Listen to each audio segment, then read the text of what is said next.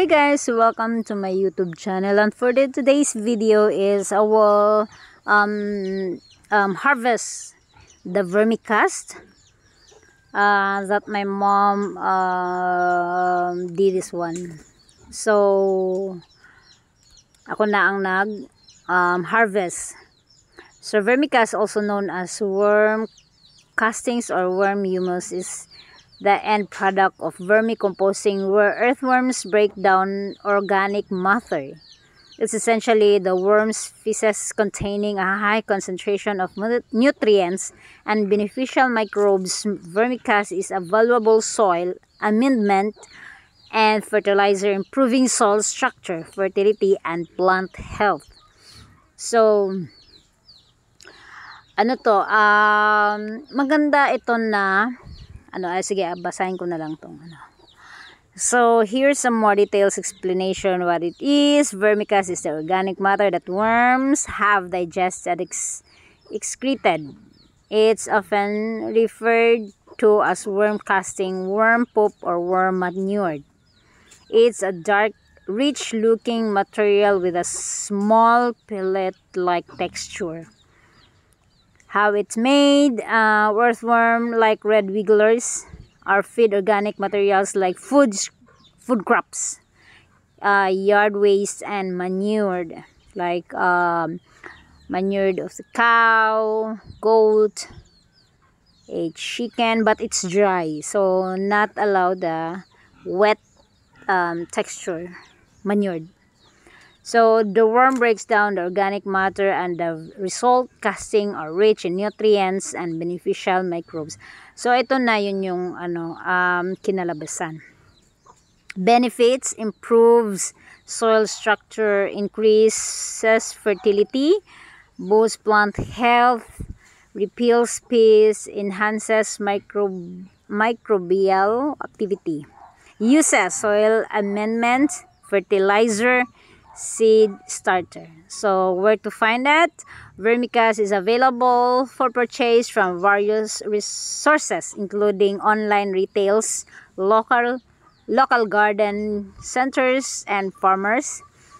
You can also make your own vermicast by setting up a worm composting system. So ito na yung ginawa ng nanay ko. So hindi akong gumawa nito dahil ang nanay ko gumawa nito. Galing ito sa city. So sa Negros, inano ko siya kung pinabili ko yung nanay ko, sabi ko, try mo nga sa nanay ko na maghanap siya ng may nagbebenta ng ito nga yung vermiworm kasi maganda ito sa plants. Since nagtatry na akong mag-gardening kasi I'm planning na to go back in abroad. So magstay na ako ng Pilipinas and mag-gardening na lang ako kasi same lang naman. Same lang naman ang cycle ng buhay pag nasa abroad or nasa dito. At least nandito ako sa Pilipinas kasama ko pamilya ko. So sabi ko sa kanya, try niya, and then pag mayroon na siya, so at least hindi na ako like mangangapa or something, kasi hindi ko alam kung saan bibili, ganyan. So pumunta siya may pinuntahan siya. And sa city. So mahal like 2,000 yata or 4,000 pesos per kilo netong vermiworm. And sabi ko, sige, bili lang siya. Kasi at least meron na kaming organic. Hindi na kami bibili ng mga organic chemical na may chemical lang So organic talaga yung mga namin na namin sa mga gulay namin, sa mga tanim.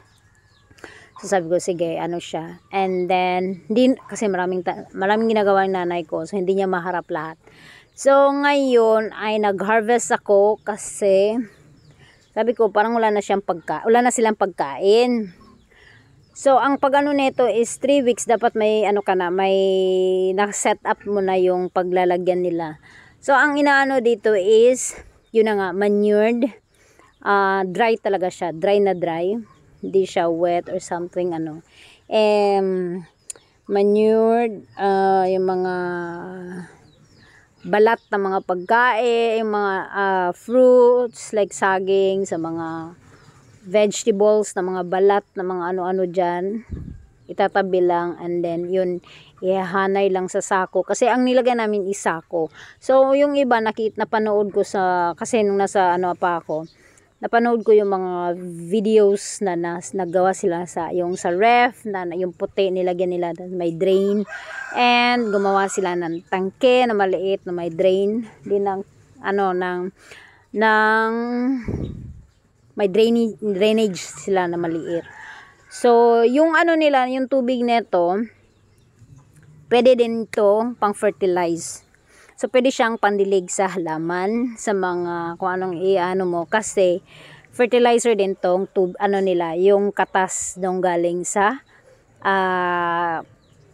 yung na-drain nila na nila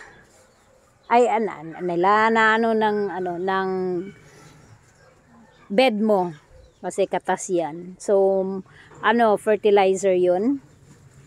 So, kailangan yung sako na paglagyan mo, merong butas na maliit para magde-drain nyo lang yung tubig. Hindi mag-i-stuck sa loob. Para hindi malunod yung vermiworm sa loob. So, ayan. Ano pa ba? Ayun lang. So, maganda siya sa So, diligan lang to siya ng every day. So, every day ang dilig nito. Like, bisbis lang. Hindi yung dilig na basain masyado. Hindi. Dilig lang kasi parang tao din yan. Kailangan natin ng tubig. So, ang din is kailangan din nila ng tubig. Para hindi sila dry. Hindi sila mamamatay sa dry. So, ayun. Ingat lang kasi iangat din siya. Hindi siya yung talagang nadapa sa lupa dahil may mga earthworm. Yung nila, yung talagang lang, yung nasa lupa lang. Kinakain sila nun. Kaya kailangan nakataas itong nyo, paglagyan. Bantayan kasi may mga manok. Tutukain ng manok. Tutuko ng ng mga may mga langgam. So, kinakain din sila ng langgam. Kasi organic ito. So, baka masarap sila. Kaya, ayun, bantayan lang. So, nila, itong na to, matrabaho. Talagang it takes time. And, yung panahon mo kailangan mahaba kasi patience din. Talagang kailangan mo talaga ng patience nito kasi mainit na nga. Talagang nakakangalay yung paa, likod, lahat ng ngalay mo nandyan na. Tapos, matagal pa. So, halos isang araw mo talagang gagawin. Lalo na iriyan, konti lang. So, mga half day ko ginagawa to. And, sa isang sako lang yan. Hindi pa nga isang sako yan. Half sack lang yan. Half sack. So, ayun, inabutan ako ng isang half day. So, ito pero maganda siya kasi at least meron na kaming at saka mahal ang vermisoil. Napakamahal ng per kilo siguro nito. Kasi nakita ko yan sa online tsaka sa mga videos na mga napapanood ko, mahal siya. And pati ang kasi ang vermiworm is hindi naman siya matagal paramihin dahil pag ito nangitlog, hindi pa isa-isang itlog kundi madamihang itlog. Ang sa isang worm is marami siyang mga itlog. So dahil sa pagkain nila, kailangan din yung nutrients ng pagkain nila. So, yan yung mga fruits, vegetables, sa mga dahon, mga manured, ganun. So, yan na yung ano nila, nutrients nila. So, ayun, hindi na kami bibili ng mga fertilizer kasi meron na kami in our home. So, gawa namin.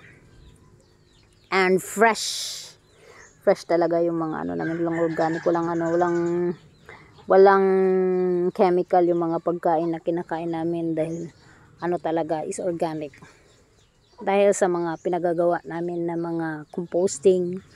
Ayun, so mahirap man, matagal man, matrabaho, pero sulit din naman. Wala namang walang pinagmamadalian sa trabaho. Yun ang kagandahan dito sa, kung nasa Pilipinas, yung ka lang, nasa bahay, ka lang, yung wala kang amo, walang ganon, wala kang boss, yung oras mo, yun ang napakaganda talaga. Talagang wala kang hinahabol na oras. Ayun. Kaya hindi mo masyadong yung napapansin na ay ganito kailangan mong habulan ng oras. So hindi. So ayun, that's why hindi ko alam kung mag-for good na ako, pero I will not say na mag-for good ako, tapos in the end babalik ako ng abroad. Pero for the meantime, andito na ako sa Pilipinas, and I will do my best na hindi na ako makabalik. So ayun, nag-aalaga, nag-gardening, and hanggang sa mabuhay ako 3 times a day. Makakain lang ng 3 times a day, I'm good enough. It's good enough. Hindi naman kailangan ng madaming pera or yaman, as long as may panggastos lang, may pagkain lang ng 3 beses sa isang araw, okay na yan. Kasi ganun din pag mangangamuhan ka, wala, habulan sa oras, pagod, stress, lahat ng nararamdaman mo. But at the end of the day, wala lang. So, ganun lang.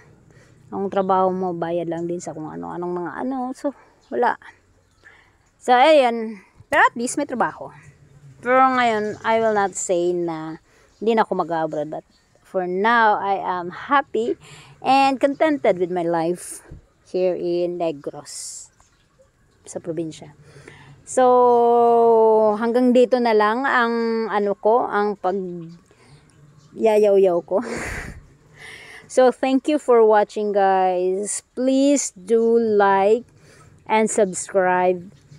Hit the notification bell so you will notify my next video. So, thank you, guys. See you.